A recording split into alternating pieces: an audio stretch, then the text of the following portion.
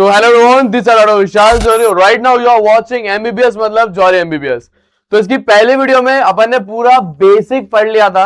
Upper limb में bone कितनी है, मसल कितनी है, कौन कौन सी नर्व होती है, कौन सी आर्टरी होती है. देन आज अपन पढ़ने वाले हैं अपने सारे नर्व को डिटेल में. पहले अपन पढ़ेंगे brachial plexus. Brachial, what is meaning of brachial plexus? Plexus का मतलब क्या है? प्लेक्सिस का मतलब होता है गुच्छा. अब यहाँ पे अपन किसके गुच्छे की बात कर रहे हैं? एक नर्व का गुच्छा, एक नर्व के नेटवर्क को अपन बोलते हैं प्लेक्सिस. अब ब्रेकियल मतलब हाथ. अब हाथ को सप्लाई करने वाली जितनी भी नर्व है ना, वो अपनी आती है ब्रेकियल प्लेक्सिस से, एक नर्व के गुच्छे से, जिसका नाम है ब्रेकियल प्लेक्सिस. वो अपन पढ़ेंगे. फिर अपन अपनी सारे अपर लिम्ब की नर्व पढ़ने वाले हैं, अपनी मस्कुलोक्यूटेनियस, मीडियल, रेडियल, अनर और एक्सिलरी नर्व. ठीक है. अब ये सारी नर्व जो है, पूरा ब्रेकियल प्लेक्सिस होता कहां है? वो अपना प्रेजेंट होता है एक्सिला में. तो that is why upon starting में पढ़ने वाले हैं एक्सिला. एक्सिला अपने आप में बहुत ज्यादा इंपॉर्टेंट टॉपिक है, डायरेक्टली शॉर्ट नोट में आपके यूनिवर्सिटी एग्जाम में लिखने के लिए आ जाता है. सो अभी आप जो पूरा मेरा लेक्चर देख रहे हो, ये लेक्चर एक्चुअली मेरा सैंपल वीडियो है. मेरा एक कोर्स है, इसका नाम है एनाटॉमी इन 30 डेज. इसके अंदर आप 30 दिन में पूरे एनाटॉमी कंप्लीट कर लेते हैं, जिसमें मैंने नए क्लिनिकल पैटर्न के हिसाब से, रीजनिंग के टॉपिक के हिसाब से पढ़ा है. यूट्यूब में जो मेरी वीडियो है वो पुरानी वीडियो है, जो ये ऐप पे वीडियो है वो अपडेटेड वीडियो है, नए पेपर पैटर्न के हिसाब से, क्लिनिकल एनाटॉमी केस स्टडी के हिसाब से. और लाखों की एमबीबीएस मात्र आप 1500 से 2000 रुपए में आप कंप्लीट कर सकते हो. तो आप यहाँ पे 2000 या 1500 रुपए मत देखो, ये देखो लाखों के एमबीबीएस एनाटॉमी आप खत्म कर सकते हैं. मेरे ऐप में अभी जाओ, नीचे लिंक मिलेगी डिस्क्रिप्शन पे, उसमें मैंने पूरा पढ़ाया है एनाटॉमी 30 दिन में. 30 दिन में एनाटॉमी पढ़ो मेरे ऐप में कोर्स के जरिए. जो अभी आप वीडियो देख रहे हो और जो मेरी यूट्यूब की वीडियो है, उसमें 19-20 का नहीं 19 लाख का फर्क है, क्योंकि अभी की वीडियो अपडेटेड है, क्लिनिकल केस स्टडी है, सोशल रीजन इसके अंदर है, रीजनिंग के टॉपिक है, डायग्राम कैसे बनाना है और डॉक्टर कैसे बनना है, क्लिनिकल केस स्टडी के जरिए मैंने पढ़ाया है. सो मेरे ऐप के अंदर आप जाएं, उसमें आप नए कोर्स है एनाटॉमी 30 डे, उसमें एनरोल करें. ये वीडियो आप देख रहे हो, ये सैंपल वीडियो है. पूरा कोर्स आपको मेरे ऐप पे मिल जाएगा, जिसका नाम है जौहरी एमबीबीएस. ठीक है.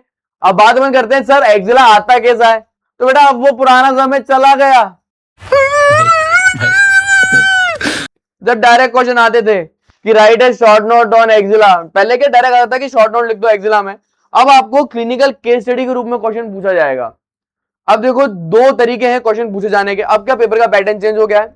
अब आपको शॉर्ट नोट आएंगे तो डायरेक्टली ऐसा आएगा कि आप एक्सिला पे शॉर्ट नोट लिख दो, बाउंड्री या कंटेंट पे, पहले की तरह इजी मेथड.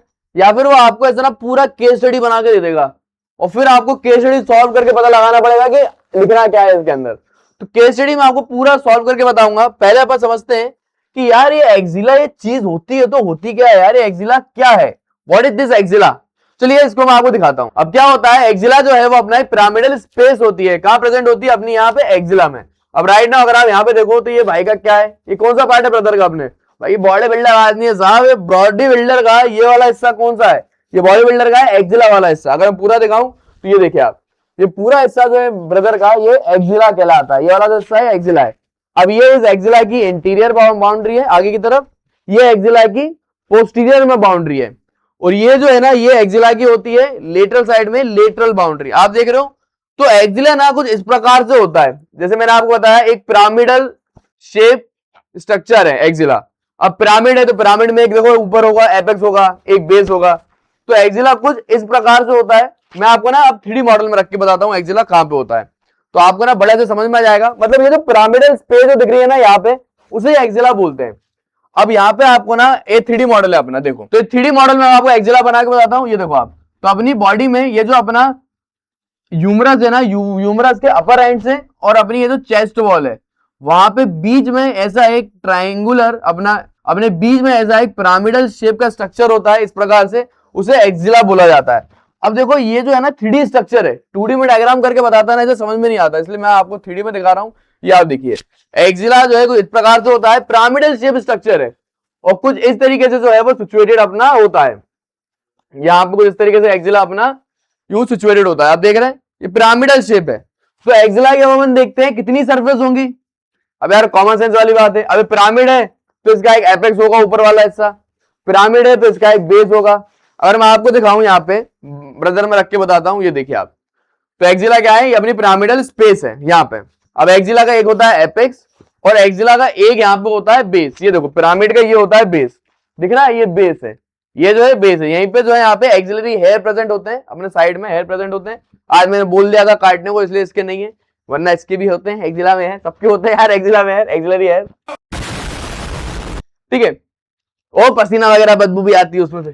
सो अब बात करते हैं अपने एक्जिला में। तो एक्जिला की कितनी अपन अब बाउंड्री वगैरह होती है वो देखते हैं। तो एक्जिला की पहले देखते हैं सरफेस। एक इसका होता है एपेक्स ऊपर की तरफ, एक होता है नीचे की तरफ इसका बेस। अब ये इंटीरियर तरफ में जो एक्जिला की सरफेस आती है ना आगे की तरफ, वो होती है एक्जिला की इंटीरियर सरफेस। पीछे की तरफ जो सरफेस आ रही है वो एक्जिला की है पोस्टीरियर सरफेस। एक्जिला की ये वाली सरफेस जो बॉडी के बाहर है लेटरल साइड में, तो एक्जिला की हो गई लेटरल सरफेस। और ये वाली सरफेस बॉडी के अंदर है, तो ये एक्जिला की अपनी हो गई मीडियल सरफेस। आप देख रहे हो इस 3D मॉडल के जरिए आप बड़े आराम से एक्जिला समझ सकते हैं। तो आपको समझ में आ गया यार एक्जिला क्या होता है। तो यहाँ पे मैं आपको अब अपन यूनिवर्सिटी में कैसे लिखेंगे, अगर डायरेक्ट शॉर्ट नोट में आया तो आपको एक ये वाला डायग्राम बनाना है। इसमें आपको खुद दिख रहा होगा ये जो एक्जिला है ये पिरामिडल स्पेस है। कहां प्रेजेंट है, अपना अपर पार्ट ऑफ ह्यूमरस में और अपने चेस्ट वॉल के बीच में प्रेजेंट है। ये एक पिरामिडल स्ट्रक्चर है, ये एक प्रकार का 3D स्ट्रक्चर है जिसके अंदर एक एपेक्स भी होगा, एपेक्स अपवर्ड होगा, बेस डाउनवर्ड होगा। इसकी एक लेटरल की सरफेस होगी, एक ऐसी मीडियल में मीडियल सरफेस होगी, आगे की तरफ इंटीरियर होगी, पीछे की तरफ एक पोस्टीरियर सरफेस होगी, राइट। अब वही अपन यहाँ पे देखते हैं। अब आप यहाँ पे देखिए मेरे नोट्स के अंदर आपको हमेशा जितना ज्यादा आप पॉइंट डाल के लिखेंगे उतने ज्यादा नंबर आपको यूनिवर्सिटी एग्जाम में मिलेंगे। तो मेक श्योर हमेशा आप पॉइंट डाल के लिखें। तो सबसे पहले अपन को क्या लिखना है, डेफिनेशन, कि यार एक्जिला की डेफिनेशन क्या है। So what is meaning of axilla. Axilla अपना एक पिरामिडल स्पेस होता है। कहां सिचुएटेड होता है, दूसरा पॉइंट है, ये सिचुएटेड अपना होता है अपर पार्ट ऑफ आर्म में, अपने हाथ के अपर पार्ट में और अपने चेस्ट वॉल में। ये देखो आप, चेस्ट वॉल और अपने अपर पार्ट ऑफ आर्म, इन दोनों के बीच में ये इस तरीके से पिरामिडल शेप का एक्जिला प्रेजेंट होता है। फिर यहाँ पे अपन आते हैं बाउंड्री, बी ऐड कर देना बेटा, बी फॉर बाउंड्री है ये। तो बाउंड्री की बात अपन कह रहे हैं, कितनी बाउंड्री होती है एक्जिला में। देखो अब ना, अब दो तरीके हैं, या तो भैया अपन मान ले रट्टा, बड़ा आसान है, आप मारते रहो रट्टा, या फिर आप 3D में समझ लो, रटना ही नहीं पड़ेगा। तो मैं कह रहा हूं 3D में समझ लो, रट्टाफिकेशन का गया समय, आप 12th में करते थे रट्टा, रट्टा मार के MBBS पास नहीं करे जा सकते, डॉक्टर नहीं बना जा सकता। तो चलो बाउंड्री बताता हूं आपको। तो यहाँ पे अपनी होती है सबसे पहले, एक होता है एपेक्स, जैसे मैंने आपको बताया एक्जिला का एक होता है ऊपर की तरफ एपेक्स, एम आई क्लियर, ये एपेक्स। फिर एक होता है बेस, नीचे की तरफ बेस, आगे की तरफ होती है इंटीरियर वॉल, पीछे की तरफ होती है पोस्टीरियर वॉल, और एक इसमें होता है लेटरल वॉल। सेम इसमें एक मीडियल साइड में एक मीडियल वॉल भी होती है। तो इतने सारे ये इसके कंटेंट हो गए। चलो तो सबसे पहले अपन एक्जिला का एपेक्स वाला हिस्सा देखते हैं। अब इसको दिखाने के लिए ना मुझे करना क्या पड़ेगा आप लोगों के लिए, पहले यहाँ पे थोड़ा सा आपको 3D में व्यूज आपको एक्सप्लेन करने पड़ेंगे। तो यहाँ पे आप 3D में आप देखिए, मैं 3D में आपको दिखाता हूं। तो सबसे पहले क्या होता है ना, अपने 3D मॉडल में आपको दिख रहा होगा एक बहुत बड़ी मसल होती है अपने चेस्ट में, उस मसल को अपन बोलते हैं पेक्टोरालिस मेजर मसल। अब देखिए आप उसको बॉडी बिल्डर आदमी में दिखाता हूँ, ओहो क्या बॉडी है तुम्हारी, जिम जाते हो क्या। अब आप बॉडी बिल्डर को देखो कि जो इसकी चेस्ट की सबसे बड़ी मसल है ना, ये पेक्टोरालिस मेजर मसल है। आप तुम जिम जाते हो? जाता हूँ सर। जिम में तुम चेस्ट मारते हो? मारता हूँ सर। चेस्ट जब तुम मारते हो तुम्हारा क्या दर्द होता है, हाथ दर्द, पेट दर्द, क्या दर्द होता है तुम्हारा? दर्द होता है सर। चेस्ट दर्द होता है, ये वाला का दर्द होता है ना। हाँ। तो भाई अपनी यही मसल बना रहा होता है पेक्टोरालिस मेजर मसल। ये पेक्टोरालिस मेजर मसल को सही तरीके से ट्रेन कर लो ना, तो उस तरीके से बॉडी भी दिखने लगती है, लड़कियां हो जाती हैं खुश। यहाँ पे भाई खुश है। अब यहाँ और सबसे ज्यादा खुश तो मैं हूं, क्योंकि मुझे एक अच्छा मॉडल मिल गया आपको पढ़ाने के लिए। जोर जोर से बोल के लोगों को स्कीमें बता दे। तो सबसे पहले अपने चेस्ट में आगे की तरफ बहुत बड़ी मसल होती है, उसको बोलते हैं पेक्टोरालिस मेजर मसल।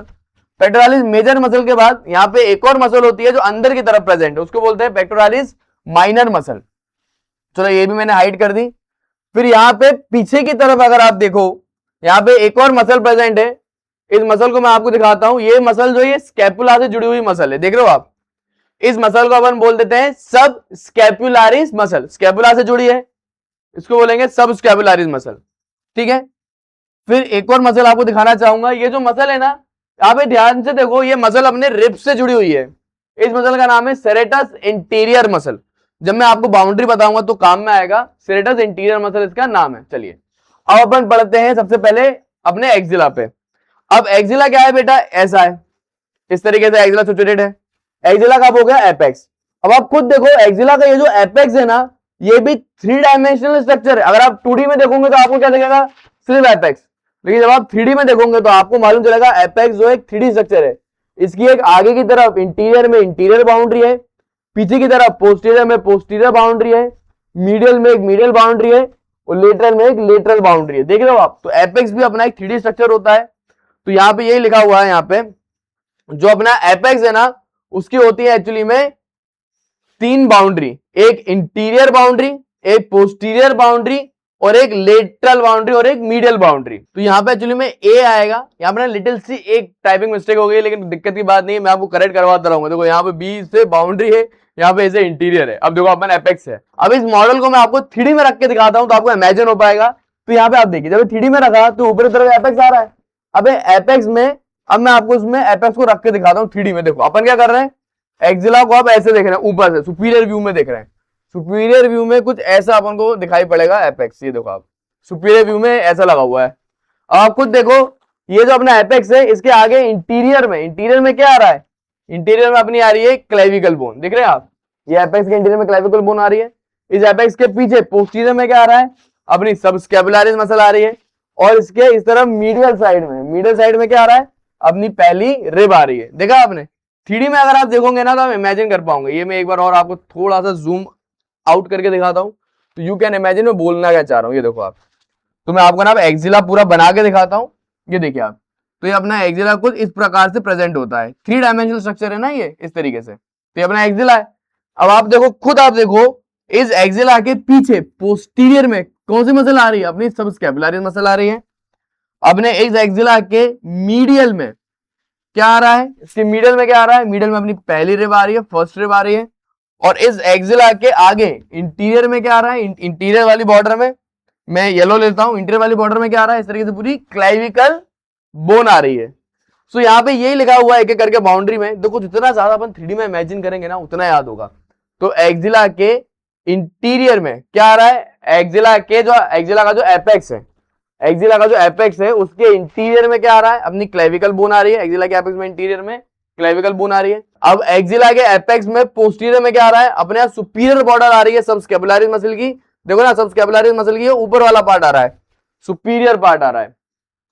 फिर इसके मीडियल में ये जो एपेक्स है इसके मीडियल में क्या आ रहा है, इसके मीडियल में अपना आ रहा है first outer border of first rib. ये देखो आप, ये जो फर्स्ट रिब है इसकी ये आउटर बॉर्डर आ रही है। अब इसके मिडिल साइड में क्या आ रहा है, अपनी जो रिब है, अपनी फर्स्ट रिब की ये लेटरल बॉर्डर आ रही है। ठीक है, सबस्कैपुलारिस मसल का ये सुपीरियर वाला पार्ट आ रहा है और अपने ये क्लेविकल का ये पोस्टीरियर पार्ट आ रहा है, इस तरीके से। तो यहाँ पे 3D में जब आप देखोगे ना तो इमेजिन हो जाता है। फिर अपन करते हैं बात इसके बेस की। ठीक है, चलो भाई साहब अब बात कर लेते हैं बेस की। तो इसके बेस में क्या क्या होता है, इसके बेस में आपको दिखेगा स्किन और सुपरफिशियल फेशिया। बहुत बड़ा ही आसान है। अब मैं यहाँ पे एक बार बॉडी बिल्डर को बुलाना चाहता हूँ तो आपको समझ में आएगा। ये आप देखिए, तो अब आप ध्यान से देखें यहाँ पे, तो ये भाई का एक्जिला है। एक्जिला क्या है, पिरामिडल स्पेस है इस तरीके से। अब ये एक्जिला का नीचे की तरफ होता है बेस। तो एक्जिला के बेस में आपको देखो क्या क्या आ रहा है, अपनी स्किन आ रही है और स्किन के अंदर अपना प्रेजेंट होता है सुपरफिशियल फेशिया। अपना स्किन आ रही है और स्किन के अंदर अपना क्या प्रेजेंट होता है, सुपरफिशियल फेशिया। फिर बनाए जाते हैं इसकी इंटीरियर वॉल पे, एक्जिला के आगे क्या आ रहा है। अब इंटीरियर वॉल दिखाने के लिए मैं आपको ना एक बार और 3D में दिखाता हूं।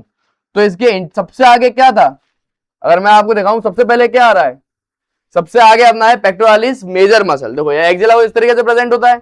तो एक्जिला के आगे इंटीरियर वॉल पे क्या आएगा, अपनी सबसे बड़ी मसल आएगी, उसको बोलेंगे इस तरीके से pectoralis major muscle.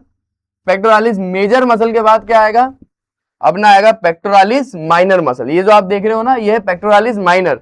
Pectoralis major मतलब बड़ा, माइनर मतलब छोटा। पेक्टोरालिस की 2 मसल होती है, मेजर मसल होती है बड़ी और एक होती है इस तरीके से छोटी मसल, माइनर मसल। तो याद देखो इसके इंटीरियर वॉल में क्या आ रहा है, इसके इंटीरियर वॉल में अपना आ रहा है pectoralis major muscle, minor muscle, और यहाँ पे एक फेशिया भी होती है पेक्टोरालिस मेजर और माइनर मसल के बीच में, उसको अपन बोल देते हैं क्लेवी पेक्टोरल फेशिया। फिर अपन आ जाते हैं इसके पोस्टीरियर वॉल में क्या क्या आ रहा है। अब आप पोस्टीरियर वॉल देखते हैं इसकी। चलो मैं अब आपको ना 3D मॉडल में दिखाता हूं। ये अपन ने हाइट करा पेक्टोरालिस मेजर माइनर, ये अपन ने हाइट करा ये बड़ी सी मसल। अब आप देखो ये एक्जिला है, मैं आपको दिखाता हूं। तो अगर मैं आपको ध्यान से दिखाऊं तो कुछ इस प्रकार से 3 डायमेंशनल स्ट्रक्चर बनेगा एक्जिला का। अब एक्जिला के पीछे, आगे तो अपन ने देख लिया कि एक्जिला के इंटीरियर में क्या आ रहा है, pectoralis major muscle, minor muscle. अब इसके पीछे, एक्जिला के पीछे यहाँ पे कौन कौन सी मसल रिलेशन में आती हैं। तो यहाँ पे सबसे पहली जो मसल रिलेशन में आ रही है उसको हम बोल देते हैं सबस्कैपुलारिस मसल। सबस्कैपुलारिस मसल के बाद यहाँ पे एक और मसल होती है, बड़ी सी मसल है, बैक की जो मसल होती है ना, विंग लेटिसमस डॉर्सी मसल। फिर लेटिसमस डॉर्सी मसल के बाद यहाँ पे एक और मसल है, उसको हम बोल देते हैं टेरिस मेजर मसल। आप देखो 3D में आपको दिखाता हुआ जा रहा हूं, यहाँ पे 3 मसल आ रही हैं। क्या 3D में देख, अब लोग क्या 2D पढ़ते हैं, समझ नहीं पाते, रटते हैं, लेकिन मैं 3D में दिखाता हूं ना तो सब इमेजिन हो जाता है।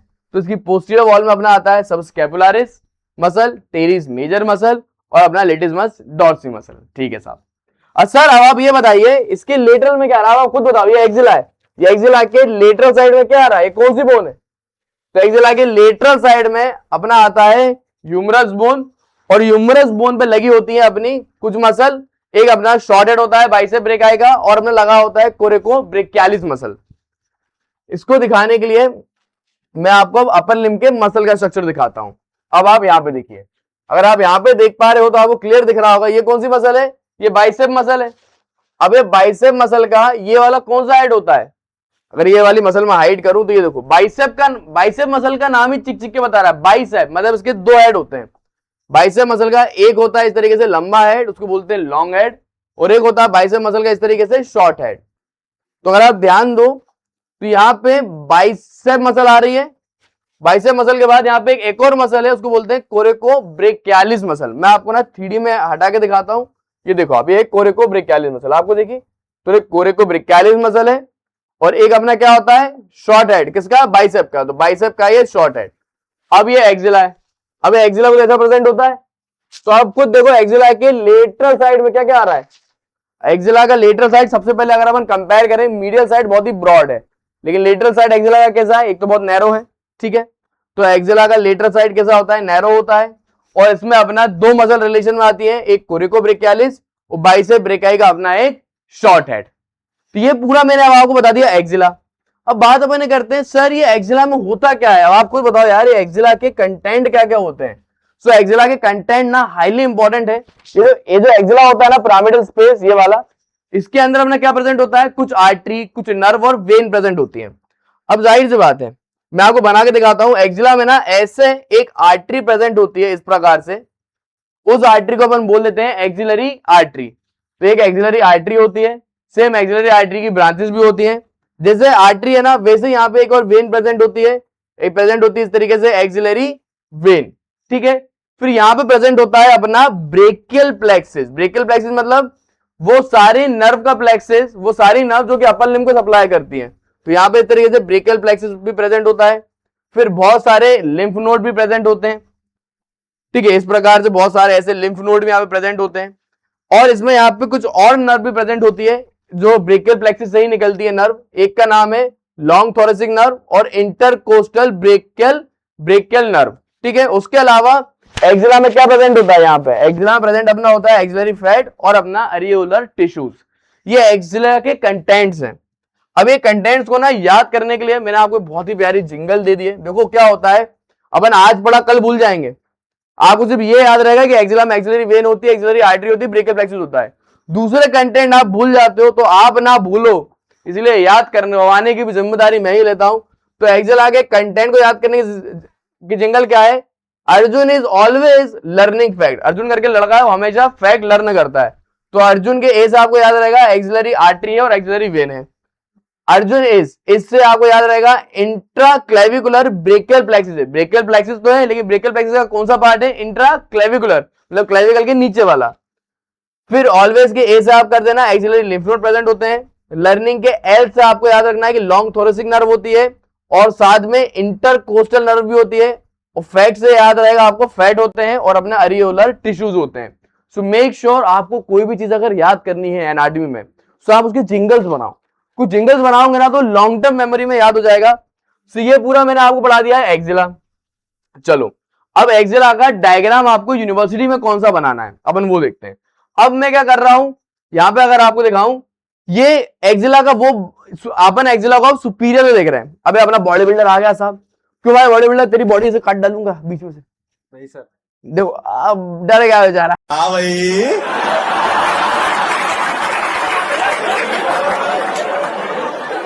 कैसी लगी आगे स्वाद। अब देखो, अगर अपन क्या करें, इसकी बॉडी को ऐसे ट्रांसवर्स से काटें, ये एक्सिला है, आप ध्यान से देखें, यहाँ पे आपको डायग्राम में दिख रहा होगा, अगर मैं एक्सिला को ऐसे ट्रांसवर्स से काटूं, मैंने क्या करा, इसके एक्सिला को ऐसे ट्रांसवर्स से काटा बीच में से, और फिर अपन ऐसे देख रहे हैं सुपीरियर से, तो आपका ये वाला डायग्राम का व्यू आपको मिलेगा। तो मैं यहाँ पे 3D में भी दिखा देता हूँ। ये देखो, मैं आपको बोलना क्या चाह रहा हूँ, ये अपना पूरा यहाँ पे एक्सिला प्रेजेंट है, पिरामिडल स्पेस। अब अपन अभी एक्सिला को ऐसे देख रहे हैं, ऊपर से सुपीरियर व्यू से अपन देख रहे हैं एक्सिला को, देख रहे हो आप, ये ऐसे अपन सुपीरियर व्यू में देख रहे हैं, तो आपको ये वाला डायग्राम मिलेगा। कैसे मिलेगा वो भी बताता हूं। एक बार मैं क्या करता हूं, इसकी सारी मसल हटा देता हूं, तो आपको बोन बोन दिखाई देंगी। अब इस एक्सिला को आप ड्रॉ कैसे करेंगे, देखो सबसे पहले आपको बनानी है इस तरीके से ह्यूमरस बोन। आप खुद देखो, यहाँ पे प्रेजेंट है ह्यूमरस बोन। अब यहाँ पे ना व्हाइट कलर से ज्यादा अच्छा दिखेगा आपको, ये देखो, ये ह्यूमरस बोन आपको दिख रही है। पहले आपने बनाई ऐसे ह्यूमरस बोन, फिर ह्यूमरस बोन के बाद आपने क्या बनाई, इस तरीके से अपनी क्लेविकल बोन। तो ये देखो आप, फिर आप बनाओगे इस तरीके से अपनी ये क्लेविकल बोन, ऊपर से देख रहे हैं ना क्लेविकल बोन। क्लेविकल बोन के बाद आपके बनाओगे अपनी पहली रिब, तो ये आपने बना दी इस तरीके से अपनी फर्स्ट रिब। जैसे आपने ये बना लिया ना, फिर आगे की बात आती है। फिर ये जो ये इंटीरियर साइड है, आगे से देख रहे हैं, ये पोस्टीरियर है, ये मीडियल साइड है, और ये लेटरल साइड है। अब आपको खुद, अब रटना नहीं है, अब आपको खुद बताओ एक्सिला के आगे क्या आ रहा है, कौन सी मसल आ रही है, पेक्टोरालिस मेजर मसल, और उसके अंदर थी पेक्टोरालिस माइनर मसल भी। तो अब क्या बनाएंगे अपन, हम पहले बोन बनाएंगे, फिर डायग्राम ड्रॉ करने का तरीका क्या है, फिर मसल बनाएंगे। तो सबसे बड़ी जो मसल है ना, वो कौन सी मसल होती है, वो पेक्टोरालिस मेजर मसल है। फिर पेक्टोरालिस मेजर मसल के बाद अंदर एक और मसल आ रही है, वो है पेक्टोरालिस माइनर मसल। इसके साइड में मैंने आपको बताया था ना, रिब से एक मसल अटैच होती है इस प्रकार से, मैंने आपको ड्रॉ करके दिखाई थी, वो कौन सी मसल थी, वो थी सेरेटस इंटीरियर मसल। तो फिर आप बनाओगे सेरेटस इंटीरियर मसल, और स्कैपुला से भी एक मसल अटैच थी, जो मैंने आपको 3D में दिखाई थी, वो होती सब स्कैपुलारिस मसल। तो वो अपन ने बना ली सब subscapularis muscle. Am I clear. फिर अपन इसकी लेटरल साइड में आपको क्या मिलता है, बाइसेप ब्रेकियाई का शॉर्ट हेड और कोरिकोब्रेकियालिस। तो बाइसेप ब्रेकियाई का शॉर्ट हेड मिलेगा, कोरिकोब्रेकियालिस मिलेगी, और दो मसल के टेंडन और यहाँ पे अटैच होते हैं, वो और बना देना अपनी टेरिस मेजर मसल और लेटिसमस डॉर्सी मसल के। तो पूरी बाउंड्री मैंने आपको बता दी। देन फिर अपन आ जाते हैं इसके कंटेंट पे। अब जाहिर सी बात है, ये एक्सिला है, तो इसके अंदर क्या प्रेजेंट होता है, अपना प्रेजेंट होता है एक आर्टरी, एक्सिलरी आर्टरी, और एक प्रेजेंट होती है क्या, वेन, उसको बोलेंगे एक्सिलरी वेन। देन ये जो एक्सिलरी आर्टरी जो प्रेजेंट होती है ना इस प्रकार से, इस एक्सिलरी आर्टरी के चारों तरफ ऐसा ब्रेकियल प्लेक्सिस प्रेजेंट होता है इस तरीके से। तो इस एक्सिलरी आर्टरी के देखो चारों तरफ अपन ने बना दिया ब्रेकियल प्लेक्सिस। ब्रेकियल प्लेक्सिस का कौन सा पार्ट, जो इस क्लेविकल बोन के नीचे, इंफ्रा क्लेविकुलर पार्ट। तो this is all about axilla. ये एक्सिला है। लोग आपको भले ही ये कंसेप्ट 5 मिनट में पढ़ा देते हैं, लेकिन 5 मिनट में आप 3D में इमेजिन नहीं करते और याद नहीं कर पाते। तो यही थ्योरी एमबीबीएस की खास बात है। हम यूनिवर्सिटी में कैसे लिखना है वो भी बता रहा हूं, डायग्राम कैसे बनाना है वो भी बता रहा हूं, और सबसे बड़ी चीज इमेजिनेशन। मैं आपको एक एक चीज इमेजिन करा रहा हूं यार, 3D में कैसे दिखता है, रियल में बॉडी में कैसे दिखता है, उसके लिए रियल में आपको एक इंसान भी लाता हूं। तो इतनी मेहनत हम लोग कर रहे हैं आप लोगों के लिए, सिर्फ क्यों, ताकि आपको समझ में आए। तो पूरा अपन ने एक्सिला समझ लिया। अब आपके लिए एक शॉर्ट एमसीक्यू अपन सॉल्व करते हैं कि आपको कितना समझ में आया है, वो अपन सॉल्व करते हैं। चलो ठीक है भाई। अब देखो, पहले का जमाना था जब क्वेश्चन डायरेक्ट आते थे कि बेटा एक्सिला की लेटरल बाउंड्री कौन बनाता है, एक्सिला की लेटरल बाउंड्री कौन बनाता है, बाइसेप ब्रेकियल कोरिकोब्रेकियालिस। पहले ऐसे डायरेक्ट क्वेश्चन आते थे, लेकिन अब ना आपको नेक्स्ट एग्जाम देना है, नीट पीजी नहीं देना, अब आपको नेक्स्ट एग्जाम देना पड़ेगा पीजी के लिए। उसमें ऐसे क्लिनिकल क्वेश्चन आएंगे, कंसेप्ट वही है, बस पूछने का तरीका थोड़ा बदल दिया है। अब during a surgery excretion of an axillary mass, अब यहाँ पे एक्सिला में कोई ट्यूमर था, कोई मास दिख रहा था, तो सामने वाले आदमी ने सर्जरी करी, सर्जन ने। A surgeon identify the lateral wall of axilla. अब सर्जन ने क्या आइडेंटिफाई करा, एक्सिला के lateral wall. Which of the following structure mainly form the lateral wall. मतलब पहले क्या आता था क्वेश्चन की, एक्सिला की लेटरल वॉल बता दो। अब ऐसा क्वेश्चन आता है कि एक सर्जन सर्जरी कर रहा है एक्सिला पे, उसको एक्सिला की लेटरल वॉल में क्या क्या मिलेगा, अब आप बताओ। चीज वही है, बस पूछने का तरीका बदल दिया।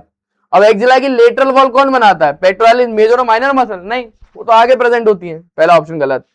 Serratus interior muscle, serratus interior muscle तो ऐसे मीडियल तरफ आता है, मिडिल में आता है सेरेटस इंटीरियर मसल, तो ये भी अपना गलत हो गया।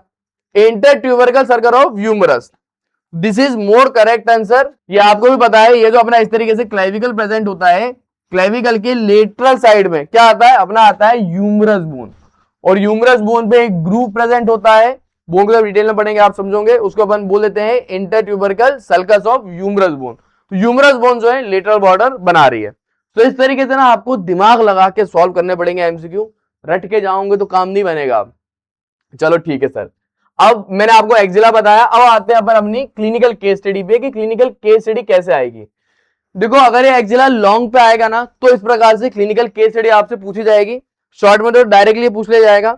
अभी क्लिनिकल केस कैसे आएंगे कि एक 32 ईयर ओल्ड वुमेन है present with the painless lump in the right armpit that had and gradual increasing. मतलब कि एक 42 साल की ओल्ड महिला आई है, उसकी यहाँ पे आर्मपिट में मतलब एक्जिला के पास में एक लंप दिख रहा है। लंप मतलब हम छू रहे हैं तो एक मां जैसा दिख रहा है, ट्यूमर जैसा कुछ दिख रहा है, 3 मंथ से दिख रहा है, साइज में बड़ा होता जा रहा है।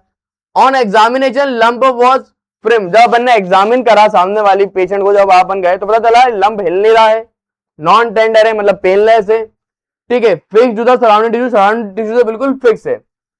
There was swelling in the upper limb and prominent superficial vein. यहाँ पे आपको स्वेलिंग भी दिखी अपर लिम वगैरह में। जब अपन ने फाइन नीडल एस्पिरेशन कैंसर को डिटेक्ट करने के लिए अपन ने क्या करा, कैंसर का टिश्यू लिया उस लंप में से, तो अपन को मालूम चला कि ये कार्सिनोमा है और ये कैंसर है। और ये कैंसर कहां से आया है, ये ब्रेस्ट से आया है। मतलब पहले ब्रेस्ट में फीमेल को कैंसर होगा, फिर वो ब्रेस्ट कैंसर कहां चला गया, एक्जिला में स्प्रेड कर गया और एक लंप बना लिया, तो ये सेकेंडरी कैंसर है। अब आपसे क्वेश्चन ऐसे पूछे जाएंगे कि आप डिस्क्राइब करो boundaries and content of axilla, कि एक्जिला की बाउंड्री क्या है, एक्जिला का कंटेंट क्या है, ठीक है। सेकंड को अब मैंने आपको पूरा एक्जिला की डेफिनेशन बता दी, बाउंड्री और कंटेंट पढ़ा दी है। फिर इसका बी क्वेश्चन क्या है, अरेंज करो आप एक्सिलरी लिम्फ नोड, मतलब कि इस एक्सिला में कितने प्रकार की एक्सिलरी लिम्फ नोड्स होती हैं वो आप बताइए। एक सर्जन को क्या ध्यान रखना है सर्जरी करते हुए, क्या क्या से यहाँ पे न्यूरोवास्कुलर स्ट्रक्चर पास करते हैं, मतलब एक्सिला से क्या क्या पास करता है, एक्सिलरी आर्टरी, एक्सिलरी वेन और ब्रेकियल प्लेक्सस का इंट्राक्लेविकुलर पार्ट। फिर यहाँ पे आपको लिखना पड़ेगा अप्लाइड एनाटॉमी, कि एक्सिला क्यों इंपॉर्टेंट है, अपन एनाटॉमी में क्यों पढ़ रहे हैं, इसका क्लिनिकल रिलेशन क्या है। ऐसे आपको सब क्वेश्चन दिए जाएंगे। अब देखो एग्जामिनर ने क्या करा, पेपर का पैटर्न चेंज कर दिया, तो जौहरी सर ने पढ़ाने का तरीका चेंज कर दिया। मैं भी अब आपको अप्लाइड ही पढ़ा रहा हूं, सीधी बात। अपन ना एग्जामिनर से स्मार्ट बन जाओ, वो ऐसे क्वेश्चन पूछेगा तो अपन ऐसे क्वेश्चन अपन भी आंसर देना जानते हैं। डेफिनेशन लिखेंगे, बाउंड्री लिखेंगे, कंटेंट लिखेंगे, और ये वाला एक डायग्राम आप बना के आएंगे पूरा एक पेज में। डायग्राम थ्योरी लिखने का तरीका क्या है, पॉइंट वाइज आप लिखें उतने अच्छे नंबर मिलेंगे। थ्योरी अगर अच्छी है, स्ट्रांग है, तो आप एमसीक्यू ऑटोमेटिक सॉल्व कर पाएंगे, मैंने आपको करके बताया। डायग्राम आपको बनाने हैं कलर पेन से, ऐसा नहीं लड़कियों जैसे शेड डाल रहे हो वेट के, शेड डालने बैठोगे ना तो कभी डायग्राम नहीं बना पाओगे। नॉर्मल फटाफट डायग्राम बना लिया और मसल को ब्राउन कलर करा, आर्टरी को लाल कलर करा, वेन को नीला करा, नर्व को येलो कलर से बनाया, ऐसे आपको बनाना है, ठीक है। अब अपन आ जाते हैं आंसर पे। तो सबसे पहले अपना दूसरा क्वेश्चन क्या था कि यहाँ पे एक्जिला में कितने प्रकार के एक्सिलरी लिम्फ नोड प्रेजेंट होते हैं। अब कितनी बार क्या होता है ना, कितने बच्चों को ये भी नहीं पता होता कि लिम्फ नोड क्या होते हैं। अगर आपको ये भी बेसिक चीज नहीं पता तो कोई बात नहीं मेरे भाइयों, मैं आपको बता देता हूं। देखो अपनी बॉडी में क्या होता है, अपनी बॉडी में 3 प्रकार की पाइप्स होती हैं। एक होती है आर्टरी, आर्टरी क्या करती है, ऑक्सीजनेटेड ब्लड लेके जाती है, दिल से टिश्यू तक ऑक्सीजनेटेड ब्लड लेके जाती है।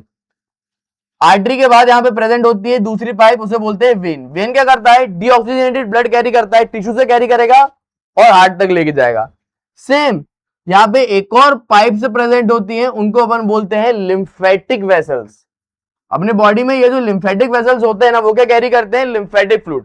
मतलब 2 सेल के, अब मान लो सेल के अपन आ गए, 2 सेल के बीच में क्या होता है ना, एक फ्लूइड प्रेजेंट होता है, पानी ऐसा प्रेजेंट होता है 2 सेल्स के बीच में, उसको अपन बोल देते हैं लिम्फ फ्लूइड। ये लिम्फेटिक फ्लूइड जो है लिम्फेटिक वेसल्स कैरी करती है और एट द एंड इसी वेन में जाके वो ड्रेन कर देती है। अब ये जो लिम्फेटिक वेसल्स होती है ना, कहीं कहीं पे ऐसी सूजी हुई रहती है, गोल गोल सी बन जाती हैं, उन्हें अपन बोल देते हैं लिम्फ नोड्स। अब यहां पे अपन देखते हैं एक्जिला में कितने प्रकार के लिम्फ नोड्स होते हैं, ये बड़ा ही आसान है। देखो अब मैं आपको ना भाई पे डेमोस्ट्रेट करके बताता हूं। अब देखो ये जो एक्जिला है ना, इसके आगे एक लिम्फ नोड प्रेजेंट होता है, आगे प्रेजेंट है तो उसे बोलेंगे इंटीरियर। फिर एक्जिला के एक पीछे प्रेजेंट होता है पोस्टीरियर में, तो उसे बोलेंगे पोस्टीरियर। और एक हाथ में होता है लेटरल साइड में, तो लेटरल, ठीक है। इंटीरियर होता है, पोस्टीरियर होता है, लेटरल होते हैं। फिर ये तीनों की तीनों लिम्फ नोड किसको ड्रेन करते हैं? सारा लिम्फ अपना ड्रेन करते हैं, अपने सेंट्रल लिम्फ नोड को ड्रेन करते हैं। सेंट्रल लिम्फ नोड के अलावा यहाँ पे एक और लिम्फ नोड होता है, उसको अपन बोल देते हैं एपिकल लिम्फ नोड। तो ये सेंट्रल वाला फिर डायरेक्टली एपिकल लिम्फ नोड को सारा का सारा लिम्फेटिक वेसल ड्रेन करता है। अगर बॉडी पे दिखाऊं भाई की, तो आप ये देखो क्या बॉडी है, क्या बात है, जिम जाते हो गया ये देखो आप, तो भाई का ये एक्सिला है, तो एक्सिला के आगे यहाँ पे देखो, उसको भी मजा आ रहा है, तो भी मजा आ रहा होगा, पढ़ने में मजा आना चाहिए। देखो आप, तो एक्सिला में आगे यहाँ पे कोई ऐसे लिम्फ नोड प्रेजेंट होंगे, उन्हें अपन बोल देते हैं इंटीरियर लिम्फ नोड। आगे की तरफ होंगे तो इंटीरियर बोलेंगे। फिर कुछ पीछे प्रेजेंट होंगे, बेटा ऐसा हो जा, ऐसा पीछे प्रेजेंट हो, एक आगे प्रेजेंट होंगे लिम्फ नोड, उन्हें बोलेंगे इंटीरियर लिम्फ नोड। कुछ लिम्फ नोड ऐसे पीछे प्रेजेंट होते हैं, उन्हें बोलते हैं पोस्टीरियर एक्सिलरी लिम्फ नोड। कुछ यहाँ पे प्रेजेंट होंगे लेटरल में, तो उसे बोलेंगे लेटरल एक्सिलरी लिम्फ नोड। ये इंटीरियर, पोस्टीरियर और ये लेटरल, तीनों के तीनों यहाँ पे एक लिम्फ नोड प्रेजेंट होता है सेंट्रल में, उसको ड्रेन करते हैं सारा lymphatic fluid, central lymph node. और एक होता है यहाँ पे एपिकल में एपिकल लिम्फ नोड। तो ऐसे 3 लिम्फ नोड होते हैं। अब क्या होता है, ये जो कैंसर के जो सेल होते हैं ना, वो इन्हीं पाइप्स के जरिए फैलते हैं अपनी बॉडी में, लिम्फेटिक वेसल्स के जरिए। कैंसर का सेल क्या करता है, अपने लिम्फेटिक वेसल में जाता है, फिर अपना जाता है इंटीरियर लिम्फ नोड में जाता है, फिर इंटीरियर लिम्फ नोड कहां जाता है, सेंट्रल लिम्फ नोड में, तो सेंट्रल लिम्फ नोड तक पहुंच जाते हैं। फिर वो सेंट्रल लिम्फ नोड से फिर वो एपिकल लिम्फ नोड में जाते हैं। तो ऐसे करके ना लिम्फेटिक वेसल्स के कारण पूरा ये जो कैंसर सेल है आपकी बॉडी में फैलते हैं। इसका अप्लाइड भी है, तो आपको ना ऐसे नाम याद होना चाहिए कि इसमें 5 लिम्फ नोड होते हैं एक्सिला में, इंटीरियर, पोस्टीरियर, लेटरल, सेंट्रल और एपिकल। ठीक है, इसका क्लिनिकल इंपॉर्टेंस क्या है कि ब्रेस्ट कैंसर ऐसे ही फैलता है। फिर अपन आ जाते हैं, तीसरा क्वेश्चन अपना क्या था कि एक्सिला में मेन न्यूरोवास्कुलर स्ट्रक्चर कौन कौन से होते हैं। तो इसमें एक होता है अपना एक्सिलरी आर्टरी, एक एक्सिलरी वेन और एक अपना ब्रेकियल प्लेक्सस। ठीक है, फिर अपन आ जाते हैं अप्लाइड पे। अप्लाइड का मतलब ये होता है कि कौन सी बीमारी एक्सिला में होती है। तो बेटा एक्सिला में सबसे कॉमन जो बीमारी होती है वो होता है इस प्रकार से इन्फेक्शन होना, पस फैल जाना। ये आप देख रहे हो। अब क्या होता है ना, एक्सिला में कितनी बार ना पस पड़ जाता है। पस क्यों पड़ता है, अब एक्सिला में क्या होता है, बहुत सारे हेयर प्रेजेंट होते हैं, और यहाँ पे एक्सिला में ना अपना बहुत ज्यादा पसीना भी निकलता है, बदबू आती है ना कुछ लड़कों से, अगर तुम जानते हो, तुम्हारे दोस्त को तो बोला, थोड़ा सा याद करे, बदबू सी भी आती है एक्सिला में, पसीना होता है, और यहाँ पे हेयर फॉलिकल भी है, पसीना भी है। तो कितनी बार यहाँ पे फंगल इन्फेक्शन हो जाता है, बैक्टीरियल इन्फेक्शन हो जाता है, और ये हेयर फॉलिकल अगर टूट गए तो यहाँ पे इस तरीके से बाल तोड़ हो जाता है, या पे उसको बोले इस तरीके से पस बन जाता है। अब ये इसको बोल देते हैं एक्सिलरी एब्सिस। पस जो बनता है उसको बोलते हैं एब्सिस। एब्सिस मतलब पस बनना। अब पस तो बन गया, अब क्या करेंगे साहब, सर पस को ना बढ़ने देंगे, अपने आप निकल जाएगा। ऐसा नहीं होगा, अगर ये पस ज्यादा फैल गया ना तो पूरे एक्सिला में इंफेक्शन फैल जाएगा। तो सर्जन क्या करते हैं, छोटा सा इस तरीके से कट लगाते हैं, इंसिजन करते हैं, और इस पस में से जितना भी ये जो येलो येलो वाला पार्ट है, पस वाला पार्ट है, वो पस निकाल लेते हैं। तो ये इसका मेन क्लिनिकल एनाटॉमी है कि एक्सिला में ना यार सेप्सिस और इन्फेक्शन होने के चांस बहुत हैं। क्यों, क्योंकि एक्सिला में ना बहुत सारे अपने स्वेट ग्लैंड्स होते हैं, पसीना निकालने वाले ग्लैंड्स होते हैं। ठीक है, उसके अलावा ये जो एब्सिस है ना पूरे में स्प्रेड कर जाता है, क्योंकि एक्सिला में फैट होते हैं, अरियोलर टिश्यू होते हैं। तो कितनी बार ये ना पूरे चेस्ट में फैल जाता है। यहाँ पे शुरू हुआ एब्सिस, ये पूरा पस चेस्ट में फैल जाएगा, नेक तक फैल जाएगा। तो सर्जिकली इंसिजन मतलब सर्जरी से कट लगा के निकालना इसको बहुत जरूरी है। ठीक है, फिर जैसे मैंने आपको बताया एक्सिला में अपने प्रेजेंट होते हैं बहुत सारे लिम्फ नोड्स। अब अलग अलग बीमारी में क्या होता है ना, ये एक्सिला के लिम्फ नोड जो होते हैं ना फूल जाते हैं, स्वेल हो जाते हैं। जैसे कि अगर आप यहाँ पे देखो, ये लड़की ऐसे कर रही है, ये इसका एक्सिलरी लिम्फ नोड, देखो साइज में इतना बड़ा हो गया, मतलब डॉक्टर का वैसे छुएगा ना तो इसे ऐसे दाने दाने से दिखेंगे, फूले फूले से। ये एक्सिलरी लिम्फ नोड्स के अंदर अगर इन्फेक्शन हो जाता है ना तो साइज में फूल जाते हैं वो। तो कौन कौन सी बीमारी में वो फूलते हैं वो अपन देखते हैं। सबसे पहले अपन आते हैं इन्फेक्शन में। तो याद रखना टीबी के बीमारी में, जो टीबी होती है ना ट्यूबरकुलोसिस, उसमें एक्सिलरी लिम्फ नोड बहुत ज्यादा फूल जाते हैं। एक कैट स्क्रैच डिसीज है, बिल्ली के स्क्रैच करने के कारण हो जाती है, इसका नाम है कैट स्क्रैच डिसीज, उसमें फूल जाते हैं एक्सिलरी लिम्फ नोड, और अपने HIV बीमारी में भी फैल जाते हैं। इन्फेक्शन के अलावा अगर अपन कैंसर देखें तो ब्रेस्ट कैंसर में क्या होता है ना, मोस्ट कॉमन कॉज है ब्रेस्ट का जो कैंसर है वो इसी एक्सिलरी लिम्फ नोड में चला जाता है, मोस्ट कॉमन कॉज है लिम्फ नोड के फैलने का। कुछ और सिस्टमिक बीमारी भी होती है, सार्कोइडोसिस, ऑटोइम्यून डिसीज, उसमें भी हो जाता है। फिर तीसरा मेन है अप्लाइड, इसका क्या है, एक्सिलरी वेन एक्सेस। अब यहाँ पे ना एक्सिला में ना एक्सिलरी वेन प्रेजेंट होती है। सो इस एक्सिलरी वेन के अंदर कितनी बार क्या होता है ना, अपन को इंजेक्शन देना है, IV लगानी है, तो अपन यूज कर सकते हैं वो। तो ये जितना भी मैंने आपको बताया ना, this is all about axilla. अब देखो पढ़ने का तरीका यही रखना पड़ेगा, कंसेप्ट के साथ में क्लिनिकल भी पढ़ना पड़ेगा, क्योंकि आप डॉक्टर बन रहे हो तो क्लिनिकल एनाटॉमी भी अपन को आनी चाहिए। देन अब मैं आपको पढ़ाने वाला हूं एक और बहुत ज्यादा इंपॉर्टेंट कंसेप्ट, उसमें मजा जाएगा आपको पढ़ के, वो है प्लेक्सिस। अब मान लीजिए ये मेरा भाई एडिटर है, एडिटर भी है, मॉडल भी है, बॉडी बिल्डर भी है, सब कुछ है। अभी तो ये मेरा सर्किट बना हुआ है, हाँ भाई सब, मैंने बोला भाई वीडियो एडिट हो जाएगी, हाँ भाई हो जाएगी। मैंने बोला भाई मॉडल बन जाएगा, हाँ भाई बन जाऊंगा। भाई ने बोला करने का तो करने का। मस्त आदमी छोटे भाई देता है, लेकिन कभी इसने मुझे गुस्सा दिलाया तो क्या करूंगा मैं ऐसा मेरा हाथ लूंगा और चट भाई, मैं नहीं मारूंगा भाई, गंदा आदमी नहीं भाई, काम छोड़ दे भाई, चट तो मार दूंगा ना। अब मैंने ये कैसे करा, अब मेरा दिमाग जो है ना, मेरा दिमाग क्या बोलेगा, मालिक ये आपका एडिटर काम नहीं कर रही है, मालिक मालिक इसको मारिए प्लीज।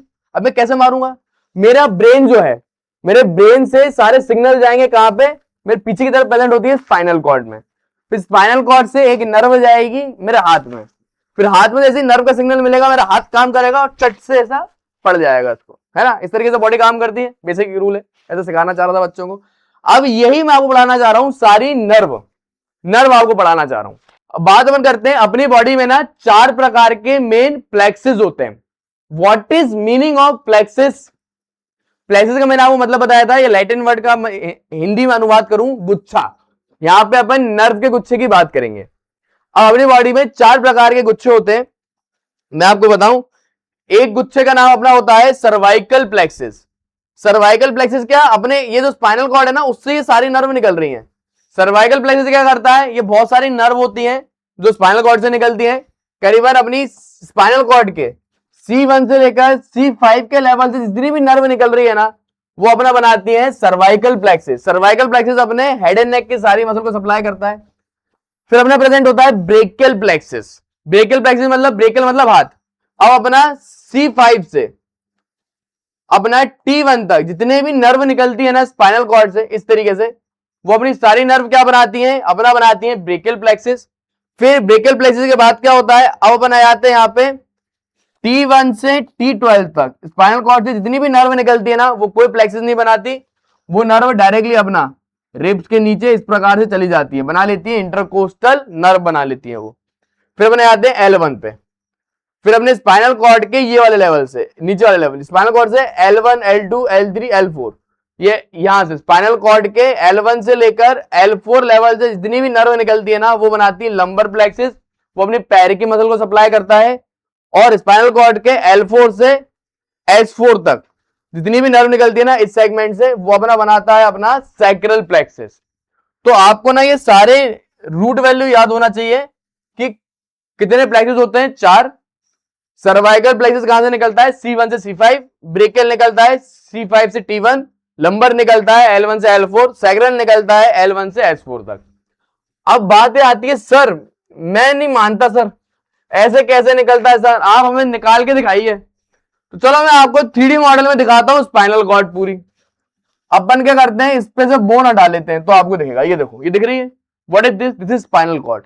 बहुत ही ज्यादा इंपॉर्टेंट स्ट्रक्चर ये होता है, ये आपकी बॉडी को संभालता है। देखो स्पाइनल कॉर्ड के ऊपर क्या होता है, ऐसे ब्रेन स्टेम होती है और ऐसे अपना ब्रेन प्रेजेंट होता है, ब्रेन से निकलता है, ये ब्रेन है, फिर ये है अपनी ब्रेन की स्टेम, और ब्रेन स्टेम ही नीचे अपनी आ जाती है, इस तरीके से स्पाइनल कॉर्ड बनती है। अब ये स्पाइनल कॉर्ड कहां प्रेजेंट होती है, मैं आपको बताता हूं। जो अपनी वर्टिब्रा बोन होती है ना, ये आप देखो, मैं जूम करता हूं, ये क्या है बेटा, ये अपनी है वर्टिब्रा बोन। मैं 1-2 वर्टिब्रा बोन आपको हाइड करता हूं ताकि अच्छे से दिखाई दे आपको स्पाइनल कॉर्ड। ये आप देखो, तो ये अपनी क्या है, ये अपनी है वर्टिब्रा बोन। अब ये वर्टिब्रा बोन अपनी मतलब पीछे वाली हड्डी, ये अपनी पीछे वाली जो रीढ़ की हड्डी है ना, इसके अंदर अपना प्रेजेंट होता है इस तरीके से स्पाइनल कॉर्ड। देख रहे हो आप, ये इस तरीके से प्रेजेंट होता है। क्यों, क्योंकि स्पाइनल कॉर्ड बहुत ही इंपॉर्टेंट है, तो अपन उसको हड्डियों से प्रोटेक्ट करते हुए नीचे ले जाते हैं। देख रहे हो आप, तो पूरा स्पाइनल कॉर्ड है जो पूरा प्रेजेंट है। अब अपन आ जाते हैं स्पाइनल कॉर्ड के लेवल्स पे। अब आपको और से समझ में आएगा मैं क्या कहने वाला, तो ये आप देखो, ये क्या है, ये C1 सर्वाइकल वर्टिब्रा है, C2 C3 C4 C5 C6 फिर C7 होता है, मतलब 7 सर्वाइकल वर्टिब्रा अपनी बॉडी में होती है। अब नर्व कैसे निकलती है वो मैं आपको दिखाता हूं। तो सबसे पहले क्या होगा, जो अपनी ये C1 है उससे ऊपर से एक निकलेगी C1 नर्व, नीचे से निकलेगी C2 नर्व, फिर यहां से निकलेगी C3, फिर इसी के लेवल से निकलेगी C4, फिर निकलेगी अपनी C5, फिर निकलेगी अपनी C6, फिर निकलेगी अपनी C7, निकलेगी अपनी C8। दिख रहे हो आप, इस तरीके से नर्व निकलती जाती है। सो कायदे से देखा जाए अपनी, अब बच्चे कंफ्यूज होते हैं यार, यही तो बात है। बच्चे क्या बोलते हैं, अरे सर सर्वाइकल वर्टिब्रा तो 7 होती है सर, लेकिन सर्वाइकल नर्व आपने 8 कैसे बोल दी सर, ये तो आप गलत पढ़ा रहे हो हमें। तो बेटा ऊपर से निकलती है ना, क्योंकि गलत नहीं पढ़ा रहा हूं मैं। सर्वाइकल वर्टिब्रा 7 होती है जो मैंने गिन के बताई, उससे नर्व जब निकलती है ना तो वो 8 नर्व अपनी निकलती है सर्वाइकल वर्टिब्रा से। अब ये नर्व निकलती कैसे है वो भी आपको दिखाता हूं। अब मैं आपको ना स्पाइनल कॉर्ड से दिखाता हूं, ये देखो आप, तो ये अपना पूरा एक स्पाइनल कॉर्ड का लेवल है, ये स्पाइनल कॉर्ड है। अब क्या होता है ना बेटा, स्पाइनल कॉर्ड जो होती है ना उसके अंदर एक अंदर की तरफ प्रेजेंट होता है ग्रे मैटर, और एक बाहर की तरफ अपना प्रेजेंट होता है एक व्हाइट मैटर। एक ग्रे मैटर होता है और एक बाहर की तरफ होता है व्हाइट मैटर। अब इस स्पाइनल कॉर्ड से क्या होता है, इस तरीके से आगे से एक रूट निकलती है। आगे से जो रूट निकल रही है ना उसको अपन क्या बोलेंगे, आगे से निकल रही है, आगे मतलब वेंट्रल एंटीरियर, उसको अपन बोलेंगे वेंट्रल रूट। और एक पीछे से रूट निकलती है उसे अपन बोलते हैं डॉर्सल रूट। डॉर्सल रूट में गैंग्लियन भी होती है तो फूला रहता है। ये दोनों की दोनों ये जो होती है ना रूट आपस में जुड़ जाती हैं और क्या बना लेती हैं, एक कॉमन ट्रंक बना लेती हैं, एक कॉमन ट्रंक बना लेती हैं।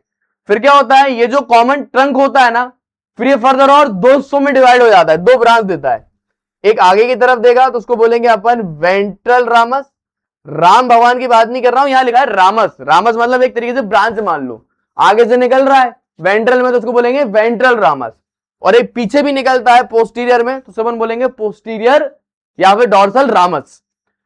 अब ये जो वेंट्रल रामस है ना यही अपना बनाता है सारे प्लेक्सेस। तो जितने भी अपना ये C1 मान लो तो ये अपना क्या हुआ, C1 का वेंट्रल रामस। तो ये रामस ही जो है ना अपने सारे प्लेक्सेस बनाता है, मतलब कि ये वाला नर्व C1 से निकलेगा तो क्या बोलेंगे C1 का वेंट्रल रामस, C2 से निकलेगा तो C2 का वेंट्रल रामस, मतलब जोन से भी लेवल से निकलेगा वो अपन बोलेंगे। सर मैं नहीं मानता सर, आप झूठे आदमी हो सर। अभी 3D में दिखा देता हूं यार, ऐसे कैसे झूठा बोल दिया यार। चलो ये अब आपको दिखाता हूं 3D में, देखो आप। सो मैं क्या करता हूं, आपके लिए बोन हटा देता हूं तो it will more easy for you to imagine. अब ये अपनी स्पाइनल कॉर्ड है, देखिए आपको सबको दिख रही है स्पाइनल कॉर्ड यहाँ पे। अब आप खुद देखो यार, झूठा आदमी नहीं हूं मैं। स्पाइनल कॉर्ड से क्या हो रहा है, ये स्पाइनल कॉर्ड है। स्पाइनल कॉर्ड से देखो ऐसी 2 रूट निकल रही है, निकल रही नहीं निकल रही, कम ऑन एवरीबॉडी से विद मी। 2 रूट निकल रही है स्पाइनल कॉर्ड से। मैं आपको लाल कलर से लेता हूं, ये आगे से एक निकल रही है वेंट्रल रूट और एक पीछे से निकल रही है डॉर्सल रूट। और डॉर्सल रूट देखो हल्की सी फूली हुई भी है, यहाँ पे गैंग्लियन है। दोनों रूट आपस में जुड़ जाती है, बना लेती है एक ट्रंक।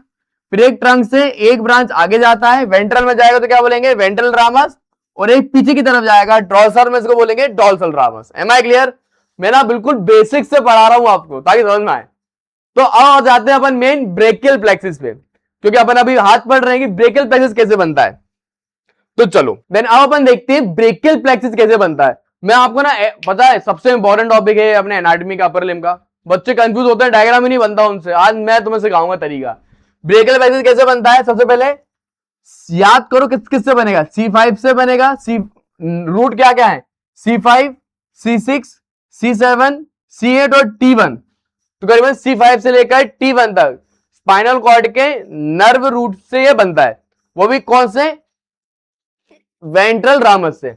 अब यहां पे आप देखो ये जो C5 जो रूट है ना, C5 और C6 रूट है ना वो आपस में जुड़ जाती हैं इस प्रकार से।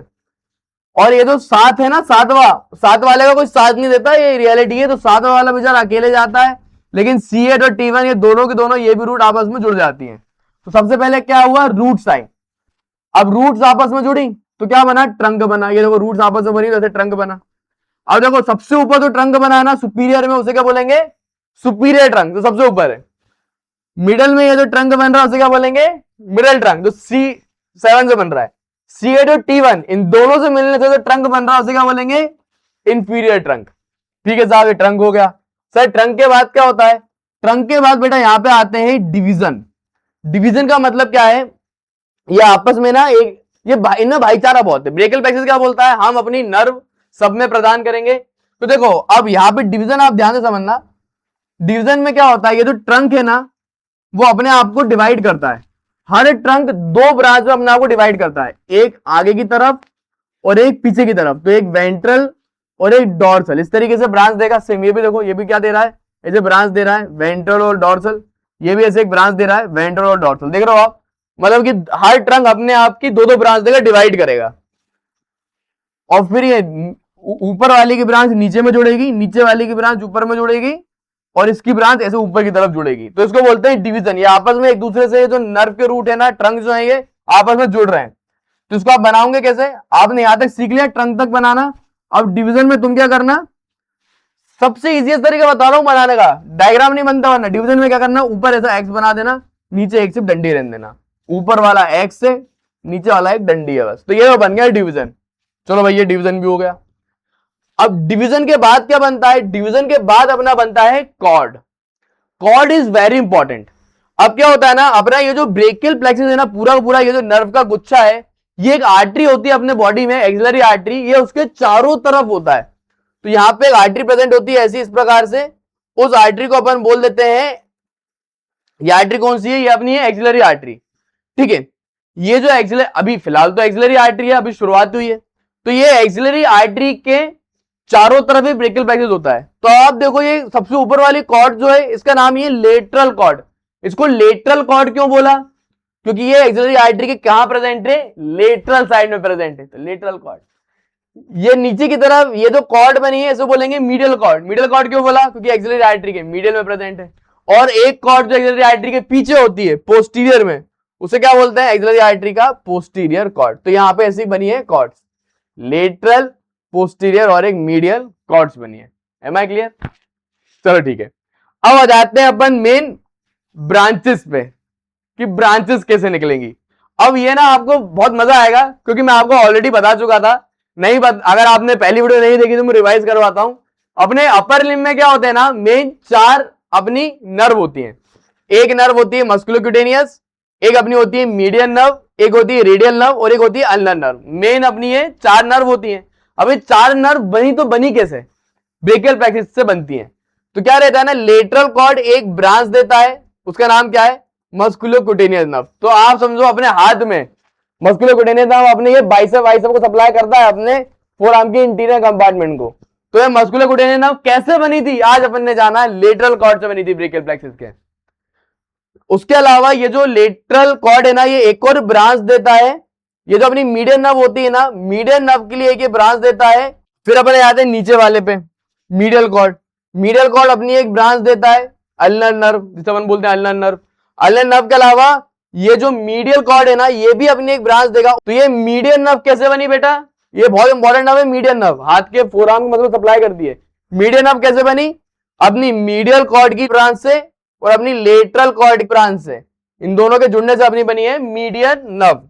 ठीक है सर, पोस्टीरियर कॉर्ड का क्या हुआ सर, ये तो आपने बताया ही नहीं सर, पोस्टीरियर कॉर्ड का क्या हुआ, ये कहानी कैसे अधूरी रह गई सर। पोस्टीरियर कॉर्ड ऐसे दो ब्रांच देती है, एक बनाती है axillary nerve, axillary nerve mainly अपने शोल्डर मसल जो होती है ना डेल्टॉइड, उसको सप्लाई करता है, और एक देती है इस तरीके से रेडियल नर्व। ये दो मेन ब्रांच इस तरीके से देती है। अब आप समझे, ये ब्रेकियल प्लेक्सस का वो डायग्राम है जो आप लोग यूनिवर्सिटी में बना नहीं पाते, आज मैंने आपको बनाना सिखाया। इन रियलिटी में आपको बताऊं, ये डायग्राम बहुत ही कॉम्प्लेक्स होता है, कुछ इस प्रकार का। कुछ और ब्रांचेस भी होती हैं जो अपने ब्रेकियल प्लेक्सस से निकलती हैं, वो अपन आगे पढ़ेंगे।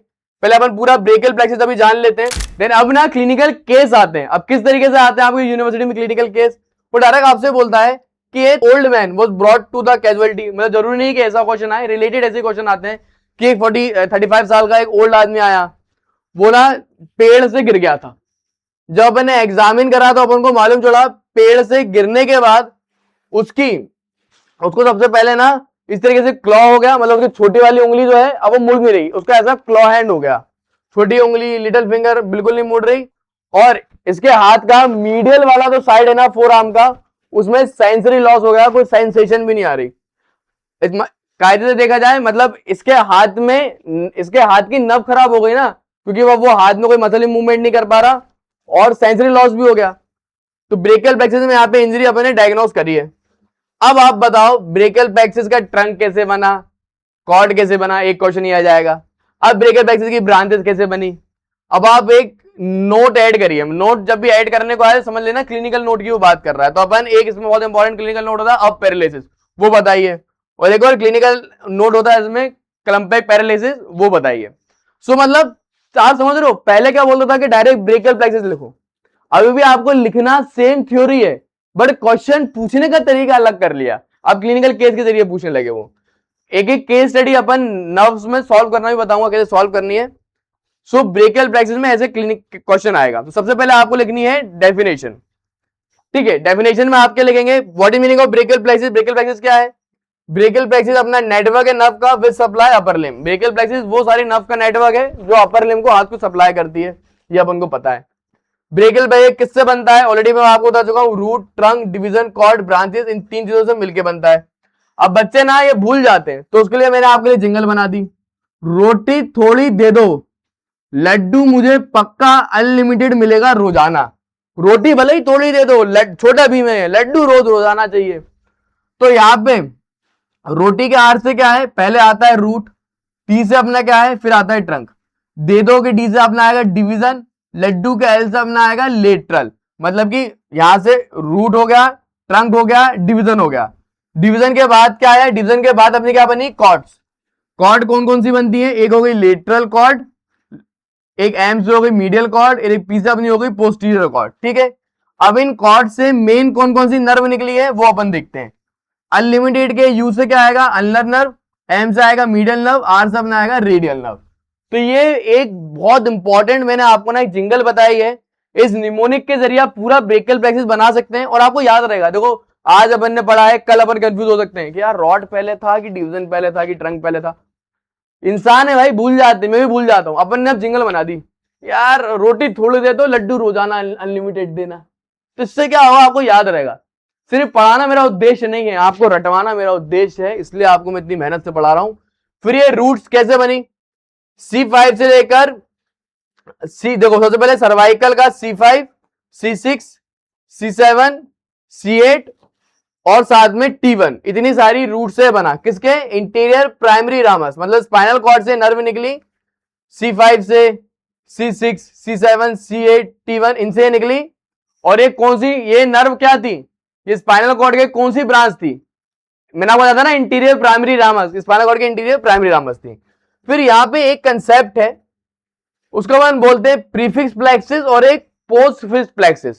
देखो मैं आपको बताऊं, मेनली स्पाइनल कॉर्ड ना C5 से स्टार्ट होता है, C5, C6 ऐसे जुड़ते हैं और स्पाइनल कॉर्ड मेनली यहां से स्टार्ट होता है, बाद में ब्रेकियल प्लेक्सिस मेनली यहां से स्टार्ट होता है।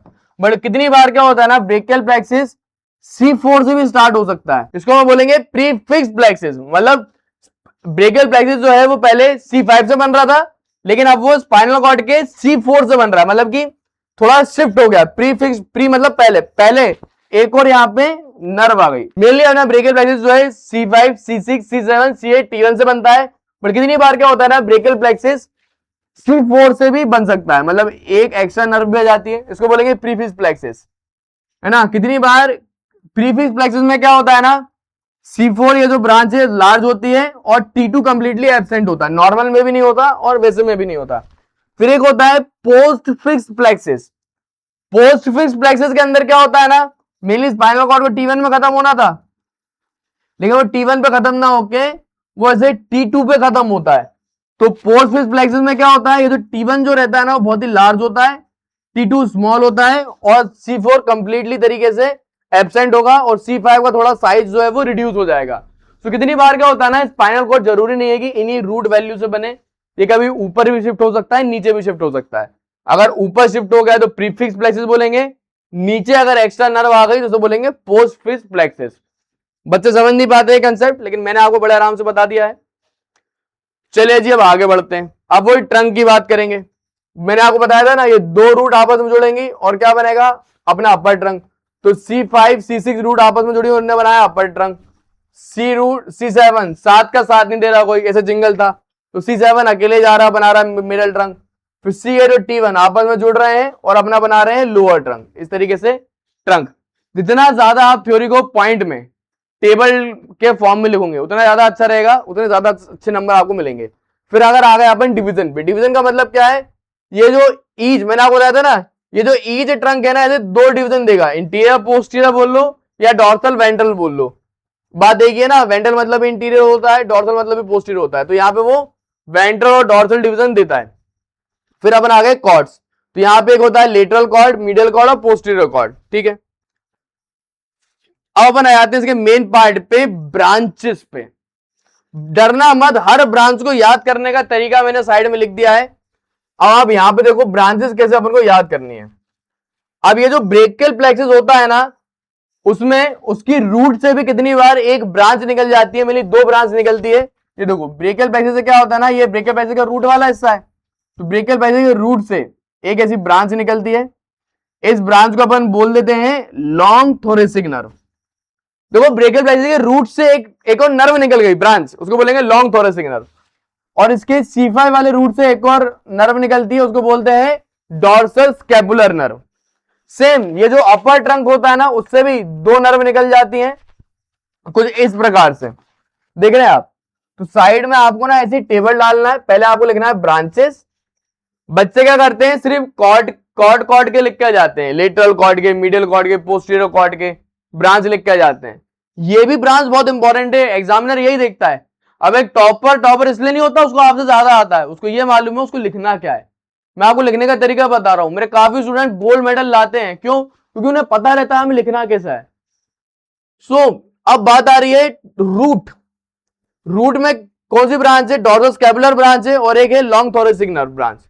रूट वैल्यू याद हो तो ठीक है, वरना तब भी चलेगा। ट्रंक से 2 ब्रांच निकलती है, एक सुप्रा स्कैपुलर नर्व और एक सब क्लेवियर नर्व। मैंने ऐसे याद करा था, SS और SC, सुप्रा स्कैपुलर नर्व और सब स्कैपुलर नर्व निकलती है। फिर अपन आते हैं लेटरल कॉर्ड पे। अब आएगा मजा, लेटरल कॉर्ड। ये आप देखो, अब लेटरल कॉर्ड, ये लेटरल कॉर्ड है एवरीबॉडी, कम ऑन, ये लेटरल कॉर्ड आप सबको दिख रही है। अब लेटरल कॉर्ड ने क्या करा, कितनी ब्रांच दी? 3 मेन ब्रांच दी। एक लेटरल कॉर्ड ने ब्रांच दी, उसको अपन बोलेंगे लेटरल पेक्टोरल नर्व। एक इसने एक और ब्रांच दी, उसका नाम है मस्कुलोक्यूटेनियस नर्व, ये मेन ब्रांच है। और लेटरल कॉर्ड एक और ब्रांच देता है मीडियल साइड में, वो अपनी होती है मीडियल ब्रांच ऑफ ये जो मीडियन नर्व है ना, उसके लिए एक मीडियल ब्रांच देता है।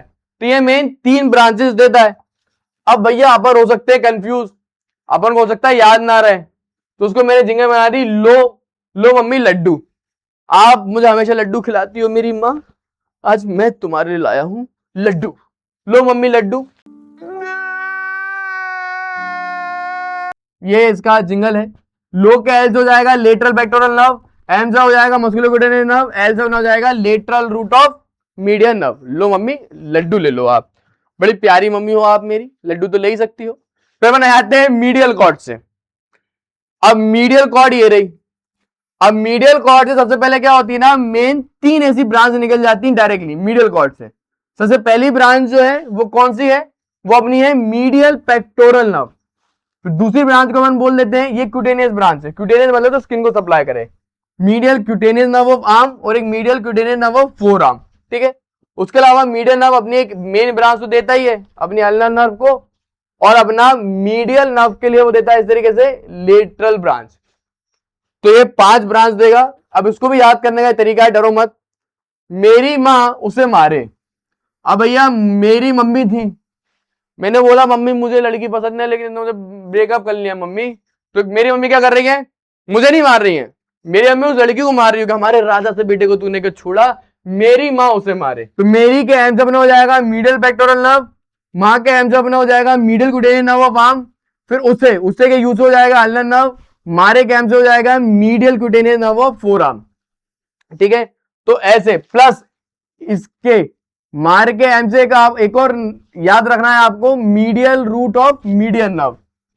तो ये अपना हो गया मीडियल कॉर्ड के बारे में। फिर अपने आते हैं पोस्टीरियर कॉर्ड पे।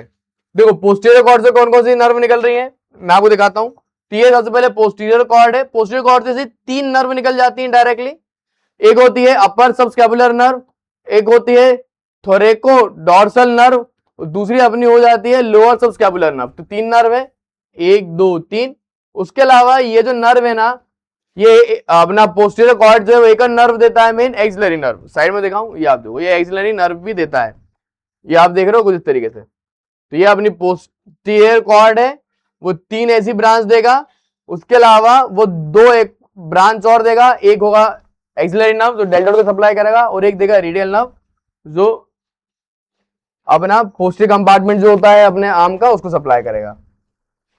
अब इसको याद करने की जिंगल भी सुन लो भाई, आप लो उसको याद करने की जिंगल क्या है। अब इसकी जिंगल क्या है, कोई आदमी यूपी में गया तो बुका बोल रहा ढाबे में जाने के बाद, भाई यूपी आ गया है, अब ढाबे में खाने का रायता भी लगाइयो, तो यूपी लगाओ, थोड़ा रायता आया, तो यू से क्या हो जाएगा, अपर सबस्कैपुलर नर्व, एल से बना हो जाएगा लोअर सबस्कैपुलर नर्व, टी से बना हो जाएगा थोरेको डॉर्सल नर्व, ठीक है ना। रायता आया, रायता के आर से जाएगा रेडियल नर्व, आया से बना हो जाएगा axillary nerve. This is all about posterior branches. देखो ब्रांचेस को याद कैसे रखना है, मैंने उसके भी ट्रिक्स आपको बताए हैं। सारा ब्रेकियल प्लेक्सिस मैंने अभी आपको पढ़ा दिया है। देन अब मैं आपको पढ़ाने वाला हूं ब्रेकियल प्लेक्सिस की क्लिनिकल एनाटॉमी। अरे तुम्हें क्या हो गया मेरे एडिटर? हाथ टेढ़ा हो गया। यही आपको पढ़ाने वाला था, यही है अब पैरालिसिस। आप समझ गए? देखो अब पैरालिसिस क्यों होता है पहले अपन जानते हैं, अपन आते हैं ब्रेकियल प्लेक्सिस पे। आप यही रहे पहले बेटा, ये देखो आप, अब पैरालिसिस हुआ तो हुआ क्यों? अभी अपना पूरा ब्रेकियल प्लेक्सिस था जो मैंने आपको पढ़ाया था। अब ये ब्रेकियल प्लेक्सिस पे अब आप ध्यान दो, अपर ट्रंक में क्या हो रहा था, ब्रेकियल प्लेक्सिस पे अपर ट्रंक में क्या हो रहा था, ऐसे अपर ट्रंक ऐसे डिवीजन दे रहा है। ब्रेकियल प्लेक्सिस देखो C5 C6 जुड़ा और बनाया इसने अपर ट्रंक, फिर अपर ट्रंक आगे जाके दो ब्रांच और दे रहा है, उसके अलावा अपर ट्रंक से दो ऐसी ब्रांच और निकल रही थी इस प्रकार की। अब क्या हुआ ना, ये अगर ये जो अपर ट्रंक है इसको अपन सुपीरियर ट्रंक भी बोलते हैं, ये जो सुपीरियर ट्रंक है अगर इसके ये वाले पॉइंट में जहां पे सारी ब्रांचेस आके जुड़ रही हैं, अगर यहां पे इंजरी हो जाए तो आदमी का हाथ ना कुछ इस प्रकार से मुड़ जाता है, इसको बोलते हैं अब पैरालिसिस। तो अब पैरालिसिस क्यों हो रहा है, अपने ब्रेकियल प्लेक्सिस के सुपीरियर ट्रंक पे इंजरी के कारण। बाय बर्थ भी हो सकता है, जन्मजात, या फिर कोई पेड़ वगैरह गिर गया तो भी ये डैमेज हो सकता है, ठीक है। कौन सी मेन रूट वैल्यू इन्वॉल्व है, C5 C6 इन्वॉल्व है। अब इससे हुआ तो हुआ क्यों, ये समझने के लिए आपको जानना पड़ेगा ब्रांचेस। अब होता क्या है, अभी अपर ट्रंक, अभी यहीं पे रहो मेरे मरीज, गजब बेइज्जती है। अपर अब ये जो अपर ट्रंक है वो क्या करता है, एक अपनी बहुत इंपॉर्टेंट ब्रांच देता है, उसको अपन बोल देते हैं मस्कुलोक्यूटेनियस नर्व। और ये एक और अपनी बहुत इंपॉर्टेंट नर्व होती है मीडियन नर्व, उसके लिए भी एक ही ब्रांच देता है। अगर यहां से ही इंजरी हो गई तो ये सारी नर्व जो है डैमेज हो जाती है। अब मस्कुलोक्यूटेनियस नर्व क्या करता है, अब बेचारे पेशेंट पे देखो, मस्कुलोक्यूटेनियस नर्व क्या करता है, मस्कुलोक्यूटेनियस नर्व अपने बाइसेप फोर आर्म के इंटीरियर कंपार्टमेंट के मसल को सप्लाई करता है। अब बाइसेप काम करेगा तो अपना हाथ ऐसे काम करेगा, एक्सटेंड करेगा। अब भाई साहब का बाइसेप भी काम नहीं कर रहा है तो कभी भी पेशेंट अपने हाथ को ऐसा नहीं कर पाएगा, फ्लेक्स नहीं कर पाएगा, तो हाथ ऐसा रहेगा, इस तरीके से एक्सटेंडेड रहेगा। क्यों? क्योंकि बाइसेप काम नहीं कर रहा है। बाइसेप भी क्या करता है, अपने एल्बो को ऐसा करने में हेल्प करता है, इसको बोलते हैं सुपिनेटर, सुपाइन करने में हेल्प करता है। अब सुपिनेटर मसल काम नहीं कर रही तो हाथ ऐसा कैसे हो गया, पीछे की तरफ घूम गया, प्रोनेटेड हो गया। ऐसे आवाज नहीं निकालता पेशेंट, लेकिन ऐसे, अरे तुमने बाहुबली देखी होगी, वो बाहुबली के अंदर वो नहीं था उसका बाप, वो ऐसे तो था यूं, देखा आपने लापरवाही का नतीजा है।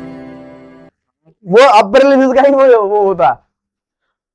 उसके अलावा ध्यान से देखो तो पेशेंट ना ऐसा है यूं, इस तरीके से, इसका ये, अब पेशेंट की ये वाली इतनी भी मसल है ना वो काम नहीं करती, फ्लेक्सर मसल, फ्लेक्सर मसल काम नहीं कर रही तो पेशेंट का हाथ भी ना ऐसा यूं झुका हुआ सा रहता है।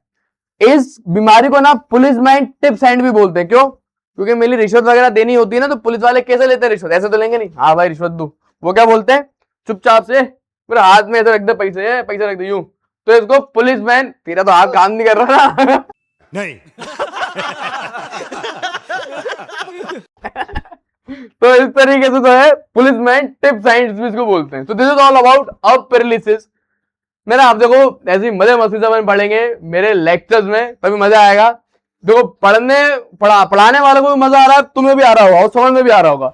सो ये अब पैरालिसिस है। अब पैरालिसिस कैसे लिखना है यूनिवर्सिटी में, सबसे पहले साइट ऑफ इंजरी कहां होता है, अपने अपर ट्रंक में इंजरी हो जाती है जहां पे 6 नर्व मीट होती है। 6 नर्व मीट मतलब ऐसा 1 2 1 2 3 4 5 6। आप देखो अपर ट्रंक में इस तरीके से देखा जाए ना 6 नर्व मीट नहीं हो रही, तो अगर यहां पे इंजरी हो जाए तो अपना हो जाता है अब पैरालिसिस। इसको अब पॉइंट बोलते हैं। कॉज क्या है, जन्मजात इंजरी हो गई हो, अब बच्चा पैदा हो रहा है, नर्स ने जोर से खींच लिया वेजाइनल उसमें, तो क्या हुआ, हाथ टेढ़ा सा हो गया, बाय बर्थ इंजरी।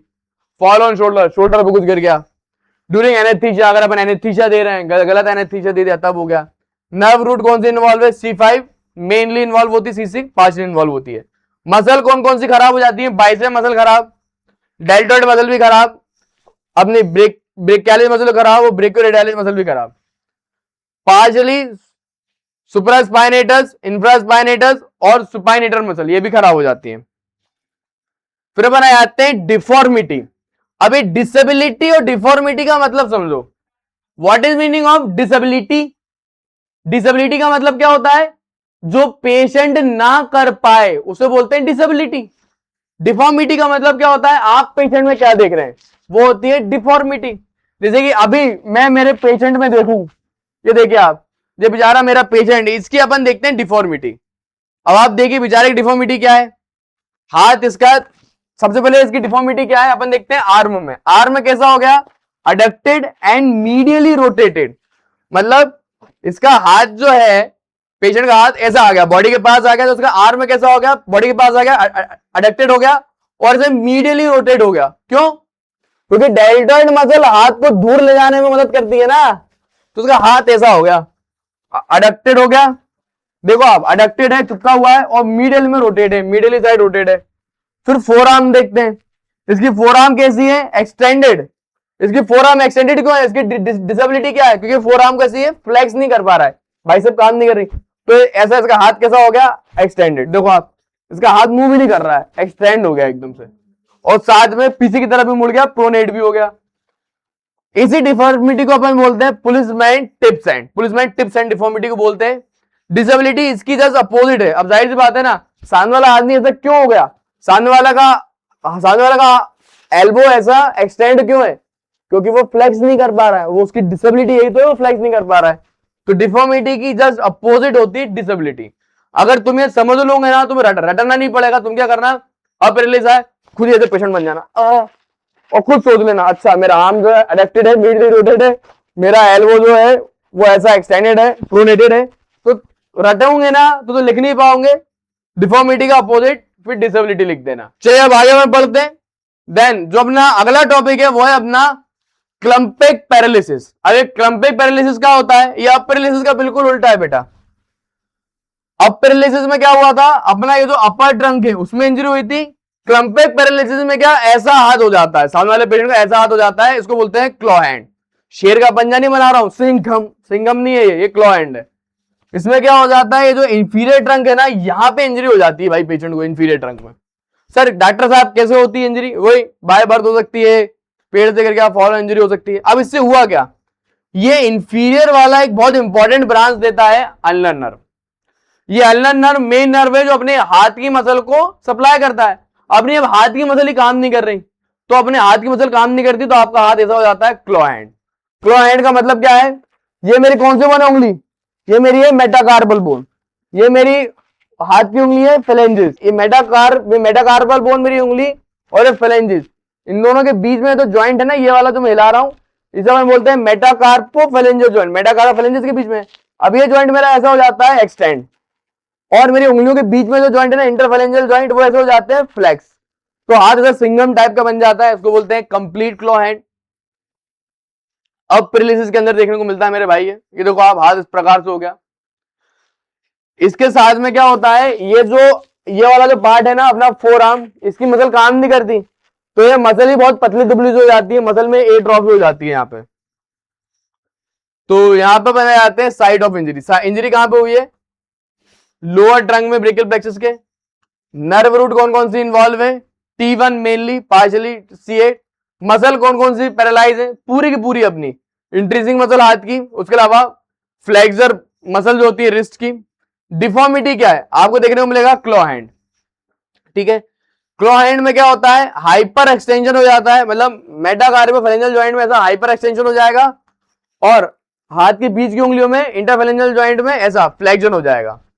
फिर एक और बीमारी अपन पढ़ते हैं, उसको बोलते हैं हॉर्नर सिंड्रोम। हॉर्नर सिंड्रोम ये एमसीक्यू में बहुत ज्यादा पूछा जाता है। हॉर्नर सिंड्रोम, हॉर्नर सिंड्रोम कब होता है मैं बता देता हूं।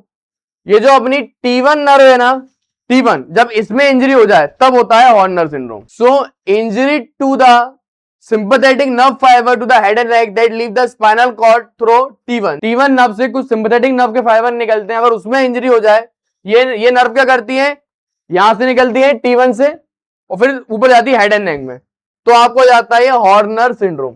हॉर्नर सिंड्रोम की खास बात क्या है, आपको देखने को मिलेगा पिटोसिस। पिटोसिस मतलब ये मेरे नाना जी को था, सही बताऊं, हॉर्नर सिंड्रोम। उनकी ना एक आंख ऐसी थी, ऐसे हो जाता है पेशेंट, मतलब उसका जो अपर आईलिड है वो नीचे की तरफ हो जाएगा, ड्रॉप हो जाएगा, अपर आईलिड ड्रॉप हो जाएगा। उसकी आंखों में क्या, देखो इंसान की आंख ऐसी होती है, प्यूपल होता है उसमें काली काली, उसकी आंखों का प्यूपल बहुत ही छोटा हो जाएगा, प्यूपल ऐसा कॉन्ट्रैक्टेड हो जाएगा। उसके अलावा एनहाइड्रोसिस होगा, मतलब कि फेस में क्या होगा, एक तरफ स्वेट वगैरह नहीं आएगा। उसके अलावा यहाँ पे एक और चीज हो जाता है, उसको बोलते हैं एन ऑप्थेल्मस। एन ऑप्थेल्मस का मतलब क्या होता है, where the eyeball appear to be sink into the socket, मतलब ऐसा लगता है कि आईबॉल जो है वो सॉकेट के अंदर जा चुकी है, मतलब आईबॉल और अंदर चली गई है। अब इसमें ना नीट पीजी में, एम्स में एमसीक्यू आते हैं कि हॉर्नर सिंड्रोम में क्या दिखता है, वो एन ऑप्थेल्मोसिस को लिख देता है एक्स ऑप्थेल्मोसिस, बस। वो बच्चे यही कंफ्यूज हो जाते हैं, तो ये याद रखना, इस तरीके से आता है हॉर्नर सिंड्रोम। चलो भैया, आज का आखिरी टॉपिक हम पढ़ते हैं, विंगिंग ऑफ स्कैपुला। आखिरी टॉपिक नहीं है आज का, ये आज का मतलब ब्रेकल प्लेक्सिस का आखिरी टॉपिक है, विंगिंग ऑफ स्कैपुला। अब भैया जान विंगिंग ऑफ स्कैपुला क्या होता है, ये वो समझते हैं। अब देखो आप, अब मैं मेरे एडिटर को बुलाना चाहूंगा, बॉडी बिल्डर आदमी को। ये देखो आप, ये आ गए हमने महेंद्र बाहुबली जी, बैकग्राउंड साउंड में खुद ही दे रहा हूं अब मैं, हाँ ज्यादा नहीं, सस्ता सस्ता बॉडी बिल्डर। देखो अब ये बॉडी बिल्डर है, अब बॉडी बिल्डर की ये जो बोन है ना, ये कौन सी बोन है, कमन एवरीबॉडी से विद मी, ये स्कैपुला बोन है, स्कैपुला बोन। अब तुम क्या करो इसको, अब तुम क्या करो इसको प्रेस करो, प्रेस करो। अब आप ध्यान से देखो, अभी जब ये अपना बॉडी बिल्डर आदमी जब ये प्रेस कर रहा है तो आपको इसकी स्कैपुला बोन नॉर्मल दिख रही है, लेकिन विंगिंग ऑफ स्कैपुला एक बीमारी होती है जिसमें क्या होता है, अपना जो लॉन्ग थोरेसिक नर्व होती है ना ब्रेकियल प्लेक्सिस की, उसमें इंजरी हो जाती है, जिसके कारण क्या होता है, स्कैपुला का ये जो मीडियल बॉर्डर है ना वो बाहर सा निकलने लगता है। अगर मैं इसका लूं, अब विंगिंग ऑफ स्कैपुला बीमारी में क्या होता है, उसका स्कैपुला है ना, उसका जो लेटरल बॉर्डर है ये ना ऐसा बाहर से निकलने लगेगा पेशेंट का, जब भी वो किसी चीज को पुश वगैरह करता है। तो ऐसा क्यों होता है, क्योंकि अपनी लॉन्ग थोरेसिक नर्व में इंजरी हो जाती है। तो यहाँ पे यही लिखा है, ये डायरेक्ट क्वेश्चन ना इस तरीके से आता है कि यार विंगिंग ऑफ स्कैपुला क्यों होता है, ये मेनली एमसीक्यू में आता है। विंगिंग ऑफ स्कैपुला में क्या होता है, मीडियल बॉर्डर जो है स्कैपुला की वो बाहर आ जाती है, प्रोमिनेंट आने लगती है, ऐसा लगता है कि विंग बन गया है, क्योंकि लॉन्ग थोरेसिक नर्व में इंजरी हो जाती है। लॉन्ग थोरेसिक नर्व में इंजरी हो गई तो वो कौन सी मसल को सप्लाई करता है, थ्रेटस एंटीरियर मसल, वो मसल को फिर वो सप्लाई नहीं कर पाता। This is all about winging of scapula, और ये सारे ब्रेकियल प्लेक्सिस के आपको मैंने बता दिए।